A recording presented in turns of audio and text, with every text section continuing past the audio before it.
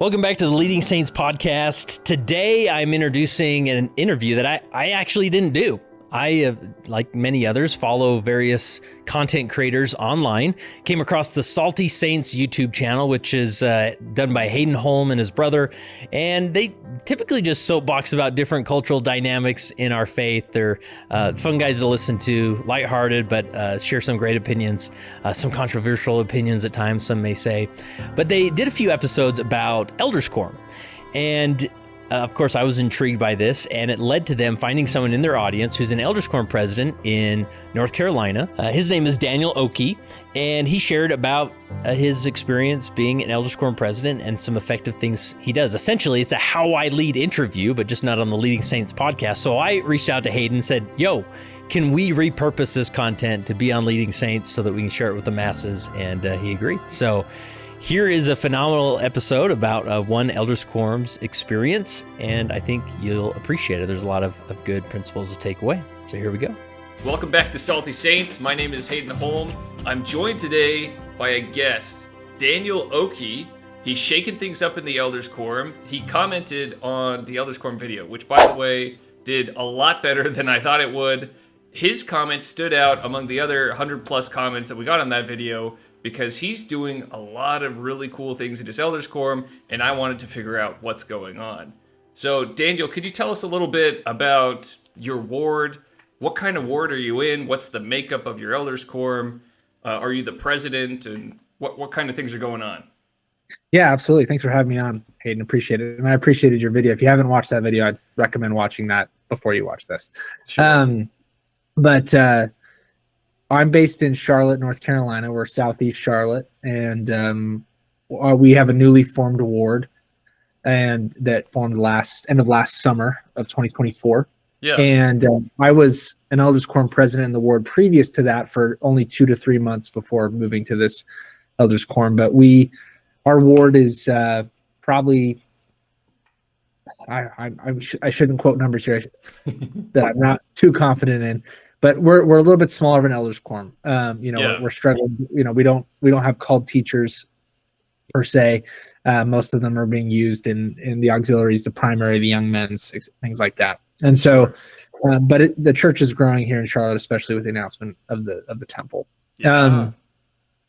So with that being said, though, our range does go from new fathers and single individuals to all the way up to people who are retired or in their 80s. Okay. And so is it one of those? Frequently. Yeah. Is it like a newlywed, nearly dead kind of ward, or do you have a good mix of families and stuff like that? Have a good mix of families. So, the ward we were in previously, before this ward split, I was a little bit on the younger side, with a couple with a little bit more of the older generation, but Yeah. I would say most of them had a couple kids on the younger side, with a strong youth program. So the church is, you didn't know, church is doing well in Charlotte, North Carolina. Super good. Yeah, great to hear. Yeah, no, it's been awesome. Sweet.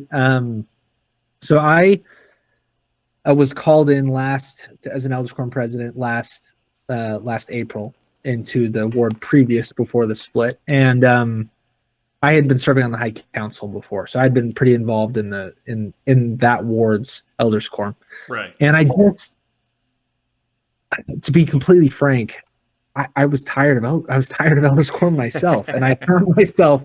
I really resonated with your video because I found myself not wanting to go to Elders Quorum, even though that was kind of one of my main responsibilities on the High Council was to support this group. And these were great brothers. The presidency was great.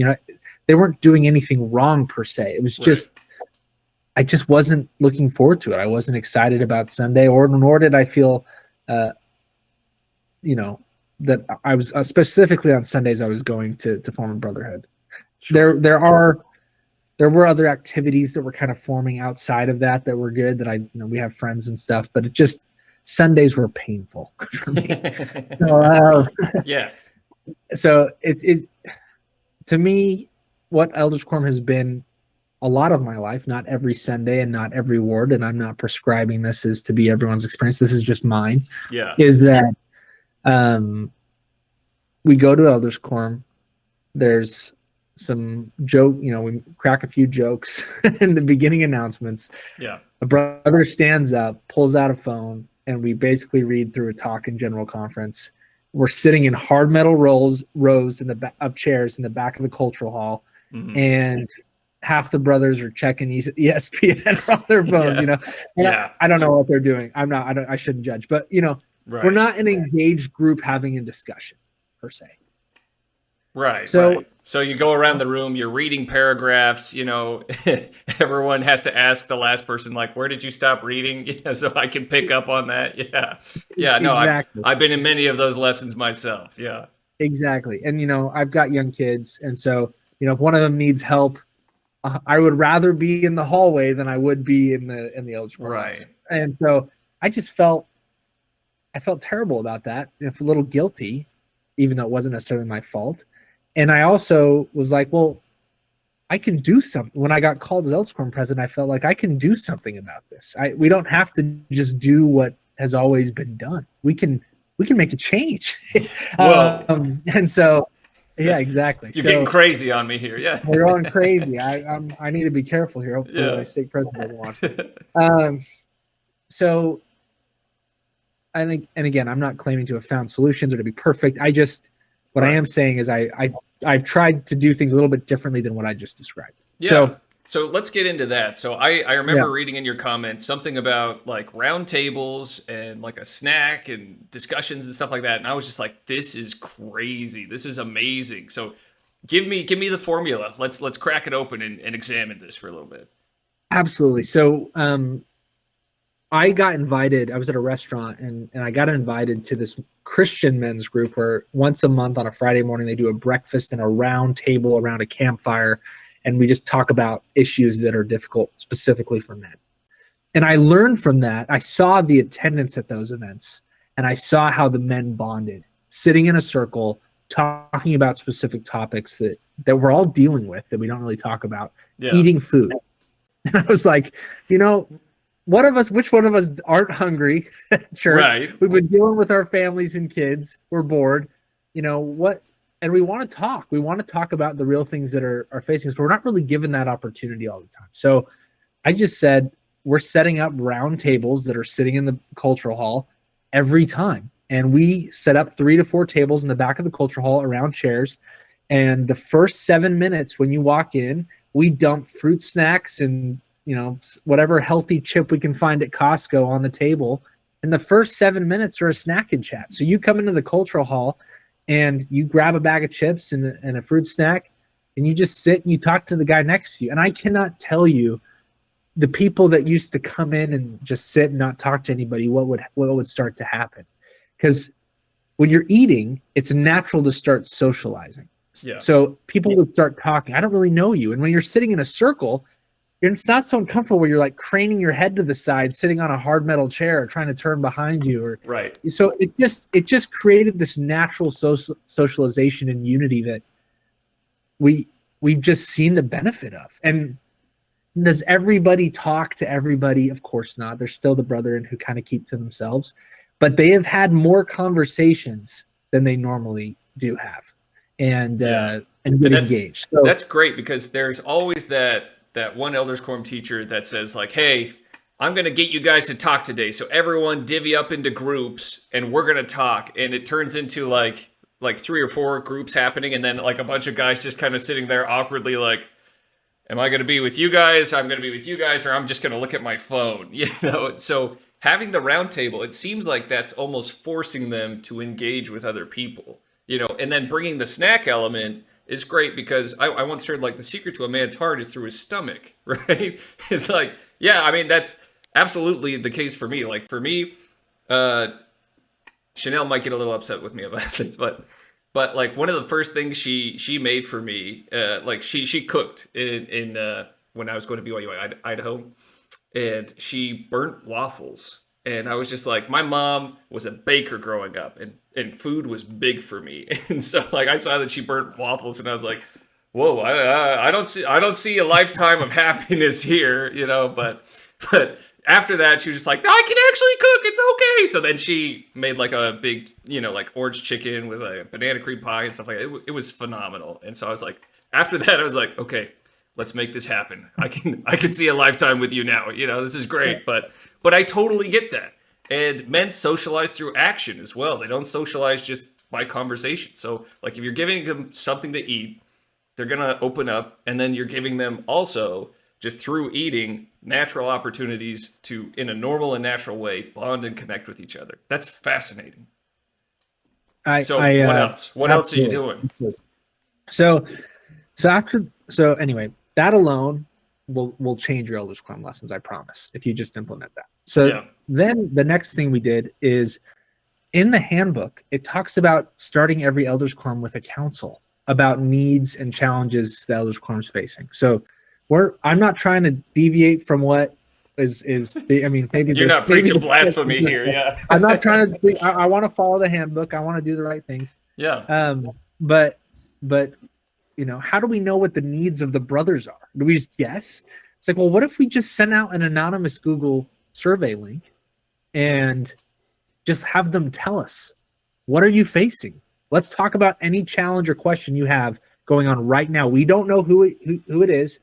We'll send out the email before and just submit these things. And then we just literally, at the beginning of every Elders Quorum, take another 7 minutes or until everybody's done commenting and go through the questions that people have. And the first, and once a quarter, we dedicate an entire meeting to a council where we just go through questions. Wow. So what kind of questions do you get?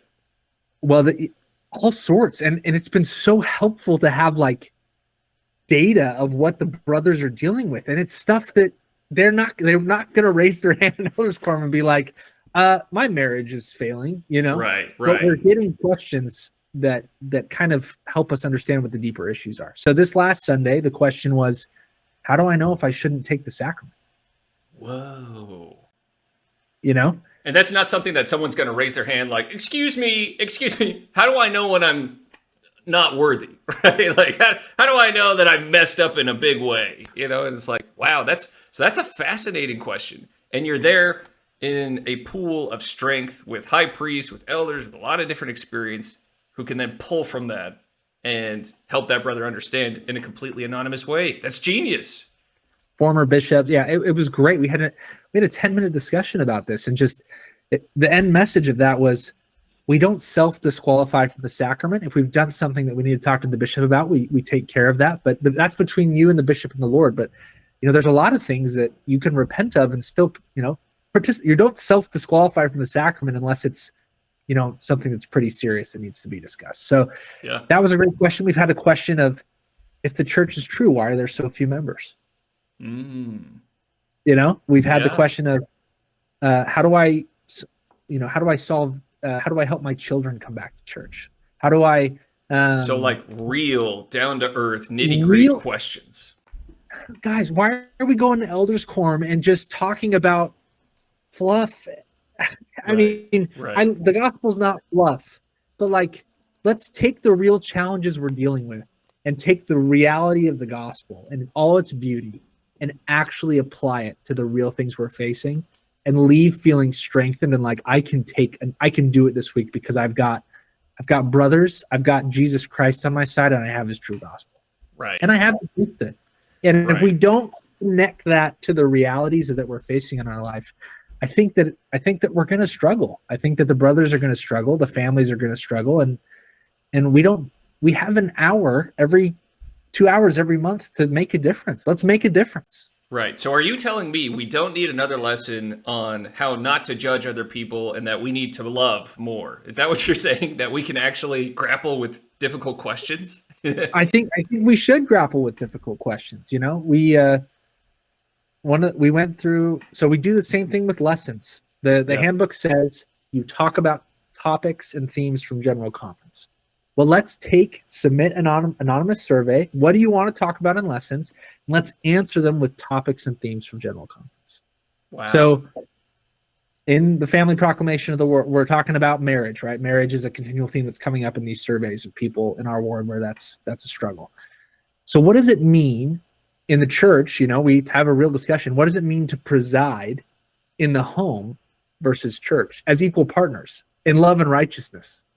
Is the husband the boss? Does he decide everything? How do we grapple with this? Right. And what do we, and let's use doctrine, and let's use the handbook, and let's use the family proclamation. We're not trying to spit opinions here. Let's be true to church material. And for those who don't know, I mean, the church just came out with an update this last weekend where you can now ask the AI that the church came out with of the handbook. So if you have really specific idiosyncratic questions, you can just pitch those right into the church's AI, and it'll direct you where to go in the handbook, which is fantastic. And I'm sure that'll probably help make for some great discussions in Elders Quorum. No, great. I'm glad you brought that up. I wasn't aware. So absolutely. But oh yeah, I was geeking out about it because I had to do like a lot of setting up parts and stuff on Sunday, and I was just like, oh man, what's the wording on this? And it just brought it right up, and so I didn't have to go on this big scavenger hunt or anything like that. That is a great feature because that is a real pain of the handbook sometimes. Yeah. So anyway, Sundays have changed, and I knew we were on to something. And I always joke about this. When I saw the dads who would normally leave to go help their kids and never come back, they started to come back. They started to come back and finish the meeting. They would take care of their kids. I've never seen that. Yeah. That is wild. So I've got a lot of questions. So first of all, where did you come up with these ideas? Is this something that just like one morning you're like, boom, roundtables, snacks, I'm going to give it a shot? Did you hear it from somewhere else? What's the process there? Yeah. I mean, I run a company, I run a business. And so I really believe in client feedback and customer feedback. And if you don't ask, you don't get. And so, the experience of going to that Christian men's group, I genuinely prayed. I just said, God, how do we help the brothers? How do we help the brothers on Sunday? What do we do? And I've just acted on the ideas that have come. It's gone really well. The previous ward that we implemented this, I've done it now in 2 wards. I was in the ward that split now, this new ward. They've kept the round tables and the snacks and the surveys as well. It's still going. Whoa. So you're on to something. So something is sticking. Something is sticking. I mean, I think once you go round table snack, it's hard to go back. That's right. Well, and finally, you can use up that budget, like there's such little amount of budget given to the Elders Quorum. Spend it all on snacks. It's like, that's better than just like rolling it over to the next year, or not even getting it anymore. Absolutely. And you can buy snacks that are not expensive. You can spend $10 to $20. Yeah. Twice a month. And you don't eat it all, and you could roll it over to the, you bring that. Yeah. It has not been as expensive as I expected. One thing we do with the snacks is they are for the Elders Quorum. So when all the kids rush in after, we don't hand them out to the primary kids or the youth. There you go. They're for the dads. The dads are and the men. They're free to take them home, but we don't hand them out to anybody else. Good for you. Look at that. You're like, hey, these are dad snacks. Okay, these are sacred.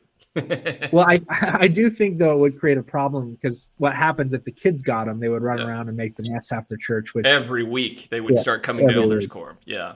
Yeah. And then the dads would just be like, here are your snacks. I got to save these now for you. Yeah. No, I get that. Right. So we've said no to that. The other cool thing that's happened is in doing our monthly meeting with the Relief Society, they've started doing surveys and understanding what problems the Relief Society sisters are facing. And so here we're getting this data from the brothers and the sisters, and we're starting to see the patterns of what they're both facing. Yeah. And we're able to work together with the bishop and the ward council to actually target the real problems and address them in our Sunday meetings. And this, just ask and then pray. Great information precedes great revelation. So that's where I would say this has come from. Well, that is phenomenal. So what kind of engagement are you seeing? So you rolled all this stuff out. You're saying more brethren are talking to each other. What else are you seeing in the quorum? In the ward previously, our Elders Quorum attendance was the highest that it ever was in the 2.5 years I was there. In this ward, there's been kind of a calling shift, and so sometimes they need more. You got to build momentum a little bit. Yeah, we're building more momentum, and we brought 2 wards together, and so it seemed like in the previous ward there was kind of just more cohesion and being able, like this was like a spark that kind of lit the fire. Yeah. This has felt a little more slow going, but at the same time, we have brothers from other wards who attend our Elders Quorum. Really? and their own ward. So they'll come and attend. They double dip. Yeah. Look at Double that. dip or whatever. Yeah.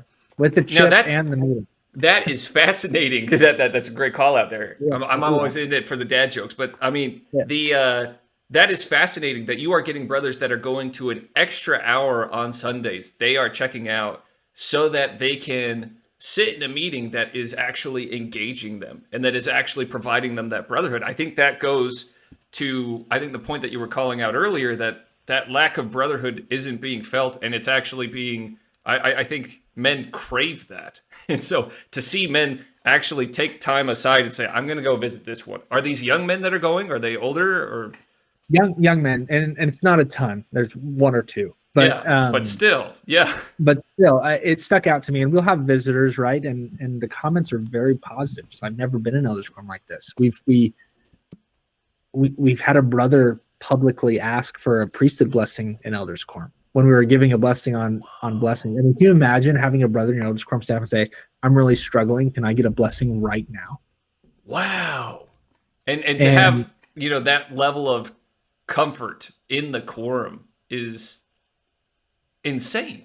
It's like I just thinking about that with the quorums that I've been in. It's like, I'm barely comfortable enough to just like start up a side conversation, just like, hey, how are you doing? Good. Oh yeah, me too. But that's amazing. Because that shows that this brother has reached a certain comfort level and he feels a certain connectedness to the quorum and a certain level of security with them.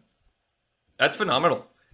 So have you received any pushback? Like, have there been any like angry high priests that are like, this isn't the way that we did it. Hey, cut that out. Anything like that? No, in fact, it seems like the high priests love it the most. They're That's like, amazing. Finally, some snacks up in here. You usually have to go to nursery to get these. Yeah, exactly.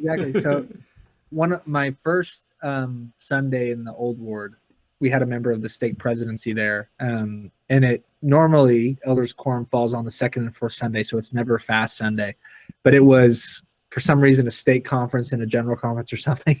And so that Sunday actually happened to be fast Sunday. So I accidentally brought snacks on fast Sunday, which was funny. But yeah, exactly. Yeah, but I won't tell anybody. Yeah.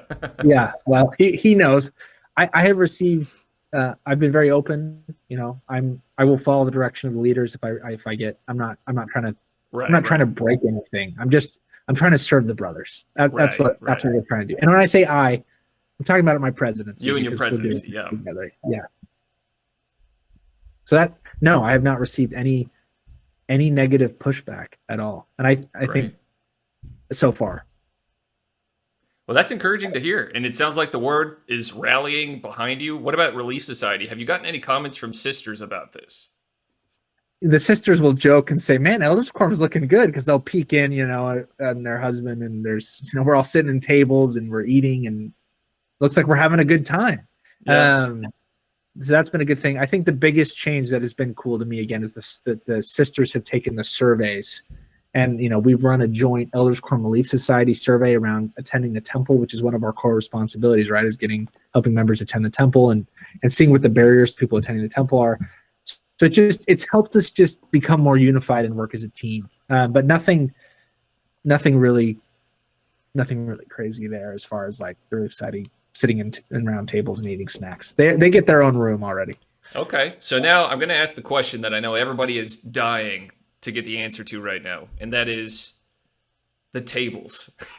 Who is setting up and taking down these tables? What kind of effort are you expending doing that? Yeah, so originally it was me coming in every Sunday and saying, let's get the tables going. Can I get some help? Yeah. Probably for the first 2 months.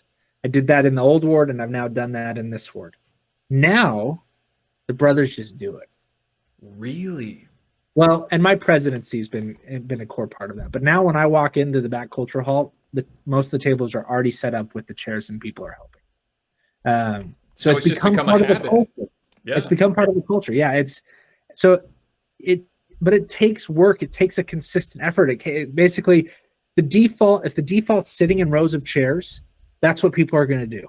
Yeah. But if you change the default saying, no, we're doing tables every time, no matter what, eventually it's like, okay, that's what we're doing. Well, and I don't know if this was for all wards, but I remember this initiative being pushed out a handful of years ago saying we need to get semicircles set up, and so they were like, we need stadium seating in the elders quorum gymnasium, and it started off as a semicircle, and then I've noticed over the years that slowly that semicircle has kind of like turned back into just rows, and because you could still find a back row in the semicircle, they just set like 2 or 3 rows up, and it just was like rows 2.0, where the principle of that was like, we want brethren looking at each other more and engaging with each other more. So that's amazing to hear that the tables are working. So I would say go ahead. That's a great, sorry, I didn't mean to cut you off, but that's a great point. You can create rows behind the semicircle. When it's the table and there's only 4 tables and you only have chairs set up around the tables, it's weird if you go take a chair and sit in the back corner. Right. Like you can, no, we're not going to stop you. It becomes more uncomfortable. Like you're calling more attention to yourself by trying to be an outcast or trying to be detached from everyone than if you were to just grab a seat at a table. You walk in, you belong. And that's what I think brothers need to feel. 100%. Totally agree with that. What would be your advice to elders quorum presidencies who are just starting up? They want to make a change right now, and they want to kind of fix the culture of the elders quorum. How do they get started? Yeah, I mean, I think it comes down always going to God first, right? I'm not prescribing this is what every elders quorum in the world needs to do, and I don't receive revelation for all that. But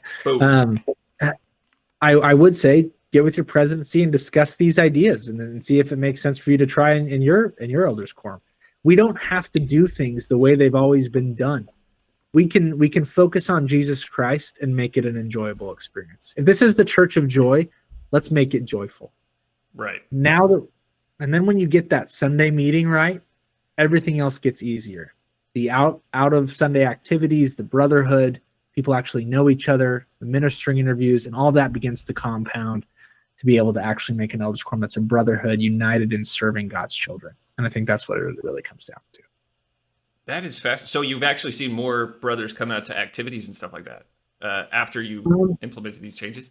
Well, we're working on getting our activities going. That's been a little bit of a struggle, to be honest. But what I have noticed is brothers are getting to know each other actually in the Sunday meeting, right? It's like, how many elders have you gone to for years where you still don't know those 5 brothers who sit on the other side? Right. It's like you got to sit and talk because you've been eating chips together, and eventually it's gonna be like, well, what do you do for work? Oh yeah, it'll come up. Yeah, it'll come up, and we've seen things like that happen. And so, just facilitating the connections, I'm a believer. I will suggest this and implement it everywhere I go unless instructed to otherwise. That's amazing. So now, kind of as the final question, I want to speak to the elders that want to connect. They want brotherhood, but they don't feel like their elders quorum presidency is currently providing that. Like they're kind of stuck in a forgotten elders quorum. What would your suggestion or your advice be to those elders that feel like they're being looked over, they're being forgotten, they want to connect, but they can't? Show them this video and skip this question. No, that's great. It's a great question, because if you're not in a position to actually suggest change or implement change, that can be difficult. You can only do so much. I think genuinely one of the cool things I think that's happening as Latter-day Saints, we are like yourself, are becoming active and creating content and channels. And I think as we connect more and recognize that we're not islands on our elders quorum, so that we can learn from each other and see what's working. I'm a big believer in prayer. I really believe that, if you feel that your elders quorum is a forgotten, lonely island that has no brotherhood and you feel lost or forgotten about, going to your knees is the best place to get answers of what to do next. And I know from my own experience that if you do that, direction and answers will come of what actions to take, and it really will just come down to acting on them. Whether that is showing this conversation to your elders quorum presidency and sharing it, whether it is suggesting or just setting up tables and saying, is it okay if I set up tables? Right. And or I bring a snack to share, whatever that may be. Just just Yeah. making the effort. I mean, I've served in a handful of elders quorum presidencies where, like, if I were to get some kind of feedback like that, I don't know a single presidency that would be like, no, we're not going to do that. Where, like, if someone were like, hey, I have some questions that I'd love to ask. Do you think we could start up like a quorum doc or something like that? And we can start asking these questions. And I think that would be more than welcome from my experience. But I love how you keep bringing it back to personal revelation. I think that's absolutely true. And I think it's following the example of the brethren as well. Like these, like if you look at President Nelson, since he's become prophet, he's got a great track record of shaking things up and making changes. And so Just in time. yeah. Yeah. And so, I mean, you're following his example by just refusing to accept that things are going to be the way they are always and forever. By shaking things up, I think you're following that example of the prophet as well. So I think that's fantastic. And I think it's been a great conversation. We really appreciate you coming on and sharing your story. For anyone out there that is in a forgotten, lonely elders quorum, be sure to pray, find that revelation, approach your elders quorum presidency, see if you can find some change that way. If you are still stuck and you want to connect with other people, we've got a Discord server, dadsneedfriends.com. We're not selling anything. We just game. We just talk and we game. We have like little chat channels about different aspects of life. So come join us if that's your thing. If not, no worries. And so with that being said, is there anything else you want to say to elders quorum presidencies or anything like that? Shake it up and make elders quorum a place that everyone actually wants to be. Yeah. Instead of just doing the minimum. So did I just hear you say make elders quorum great again? Is that what I heard? I pretty much just said make elders quorum great again. Yeah. Right on. Okay, well, that's enough for me. That's great. All right, that concludes this interview. I appreciate them allowing me to borrow their content and repurposing it for the Leading Saints audience. Be sure to check out Salty Saints. We'll put all the links that they share in the show notes as well related to this episode. And go subscribe to their stuff and share your opinion over there as well. And together as a gathering of Latter-day Saints online, hopefully we're improving the experience, the gospel, Zion, and building it together. So thanks for joining us.